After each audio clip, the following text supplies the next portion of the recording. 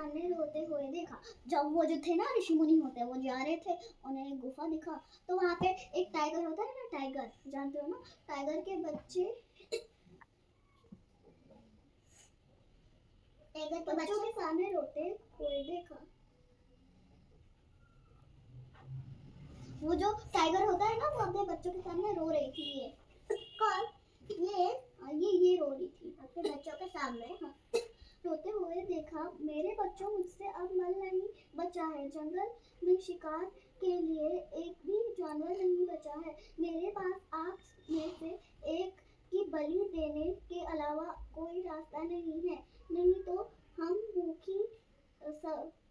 सभी भूखे मर जाएंगे। वो जो टाइगर होता है ना वो बोल रहे थे कि मेरे अंदर अब बल नहीं बचा, शक्ति नहीं बची। ठीक है, शक्ति जानते हो ना, मेरे अंदर शक्ति नहीं बची। इसके गले में हाँ शक्ति नहीं बची इसके पास। और उसने बोला कि अब मुझे तुम लोगों में से किसी एक की बलि देने के अलावा और कोई रास्ता नहीं है। उनकी मौत, उनको खा जाने के अलावा और कोई रास्ता नहीं है, वरना वो तीनों मर जाएंगे, उसकी माँ, उसके दोनों बच्चे। तो उन्होंने क्या बोला सुनो। बाघिन की बेबसी सुनकर संत बहुत दुखी हो गया। जब बाघिन बोल रही थी ना, तो वो जो ये होते हैं ये बहुत ही दुखी हो गए थे, उदास हो गए थे। तो उन्होंने क्या बोला, उसने अपने शिष्य को किसी बहाने विदा किया और फिर बाघिन की ओर मुड़कर बोला। उसने अपने वो जो होता है ना शिक्षक, वो स्टूडेंट को बहाना मार करके वो आ गए, टाइगर की ओर मुड़कर बोले वो, बाघिन माँ, अपने बच्चों को मत मारो, बल्कि तुम मुझे मार डालो।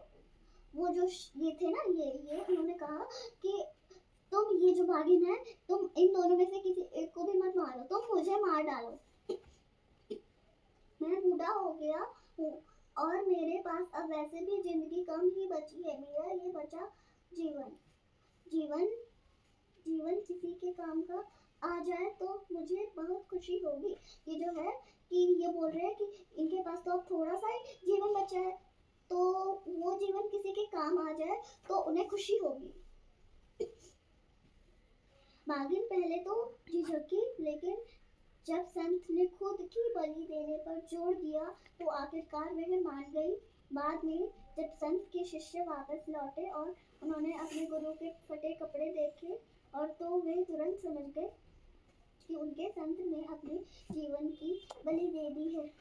जब उनका शिष्य वो बाघिन पहले तो झिझक गई कि उसे बाघिन को समझ नहीं आया, पहले तो समझे, और फिर बाद में जब संत ने जोर दिया कि मुझे मार दो, तब बाघिन ने आखिरकार में उसे मार दिया। कि उनके संत ने, मतलब गुरु ने, टीचर ने अपना बलिदान दे दिया है, मतलब उन्होंने खुद का बलि दे दिया, अपनी बलि समझते हो ना, मरना, मर गए वो।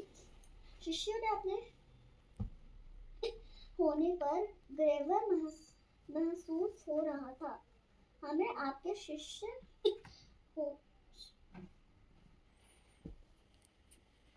ओए मन टुकड़े को उठा शिष्यों ने अपने गुरु के फटे हुए कपड़े के टुकड़ों को उठाते हुए मन ही मन उन्हें नमन करते हुए सोचा, हमें आपके शिष्य होने पर गर्व महसूस हो रहा है। कि उनके जो स्टूडेंट्स होते हैं ना, उन्होंने अपने गुरुजी के वो जो फटे हुए कपड़े थे ना, कपड़े समझते हो, उसने कपड़े उठाए और मन ही मन सोचने लगे, मन जानते हो ना, मन ही मन सोचने लगे कि उन्हें उन जो गुरु मरे हैं ना, उनके वो टीचर जानते हो ना, उनका शिष्य होने पे बहुत गर्व महसूस हो रहा था, उन्हें अपने लिए बहुत प्राउड महसूस हो रहा था कि हम लोग ऐसे गुरु के शिष्य बने, समझे।